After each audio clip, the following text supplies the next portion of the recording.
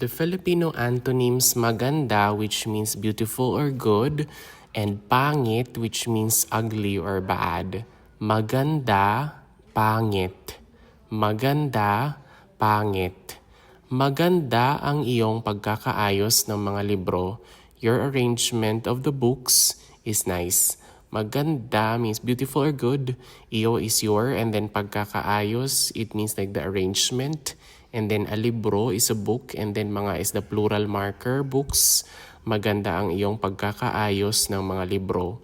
Hindi ko gusto ang pangit na marka sa papel. I don't like the ugly mark on the paper. Hindi means like don't, gusto is like, pangit means ugly or bad, and then marka is a mark, and then papel is paper. Hindi ko gusto ang pangit na marka sa papel. Maganda ang intensyon ng proyekto. The intention of the project is good.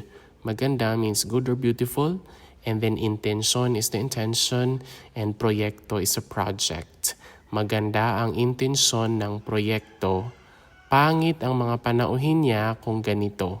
His or her guests will look unattractive if dressed, or if it's like that. Not literally means not dressed, but maybe if it's like that.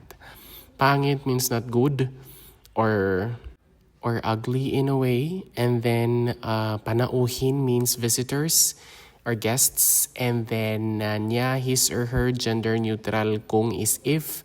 And ganito means like this, if it's like this. Pangit ang mga panauhin niya kung ganito. Maganda means beautiful or good. And then pangit means ugly or bad. Maganda, pangit. Maganda, pangit.